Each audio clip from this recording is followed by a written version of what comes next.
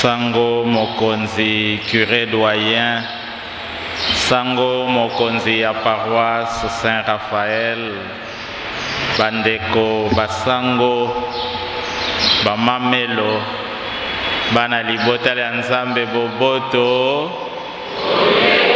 Ondeko, ya solo tozali na esengo.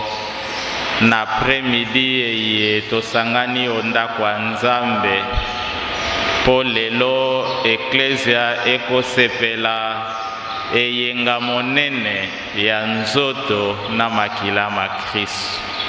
Ezali mokolo monene ya boyambi bwa biso. Ezali mokolo monene oyo eklesia ekokundola maeto kosalaka mikolo minso tango tokosambelaka misa boboto. Bandeko bangai, nalingi nanu na bandela na sens oyo ifo tozala na yango mbala iso tokolobela makambo mataleli nzoto na makila ma Kristo. Nous célébrons aujourd'hui la solennité du Corpus Christi. C'est pour nous un jour merveilleux, un jour grand. Il faut d'abord chercher à savoir que signifie le corps et le sang du Christ. Que signifie l'Eucharistie pour nous?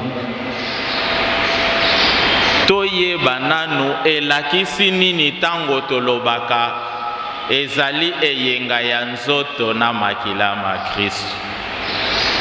Elingi kolobake na boyambi bwa biso ba Kristo pe na makanisi mabiso tondimi pe tosakoli ke Yesu yemei Nzambe mwana amipesi pe amitiki okati ya lipa na vino.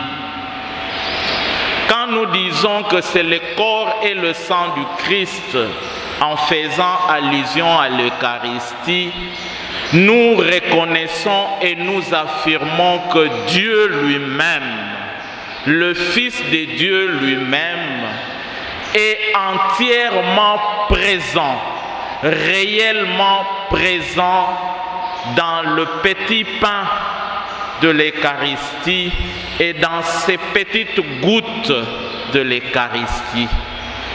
Tango toko lobanzoto na makila ma Kristu na Eucharistia ezali elembote. Ce n'est pas que quand nous parlons du corps et du sang du Christ en célébrant l'Eucharistie que c'est un symbole ou un signe. Ezali elembote. Ezali Nzambe yemei amitiki okati ya biso na mapa na vino oyo nganga Nzambe akosala na Eucharistia po ekoma nzoto na makila maye boboto. Est-ce que mobomba mumonene wana Nzambe yemoko amitiki amitiki okati ya biso onzoto na makila maye okati ya Eucharistia? Est-ce que to ndimelaka yango ya solo? Est-ce que ezali facile ya kondimela yango? Et c'est facile de comprendre que le pain que le prêtre prend, qu'il bénit, qu'il soulève, qu'il nous présente, devient le corps du Christ. Et c'est facile de croire que le vin que le prêtre prend de ses pauvres mains, qu'il soulève, qu'il bénit et qu'il présente, c'est le sang du Christ. Est-ce que ezali facile ya kondimela yango? Ou bien tango tolobaka kaka nzoto na makila ma Kristu tolobaka yango kasi tondimaka yango solo te? Makambo matali boyambi bandeko bangai ezali gracia, ezali force ya mutu te.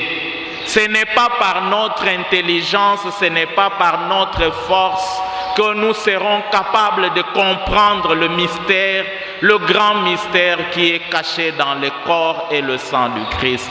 C'est par la grâce de Dieu. Et c'est cette grâce que nous devons régulièrement demander.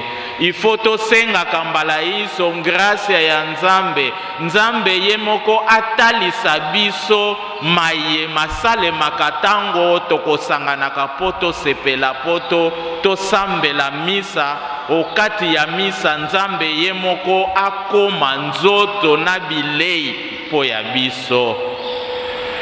Kasi tango na tuni eske bokanisi ke za facile po yo mutu ondimake nzoto mapa oyo ekoma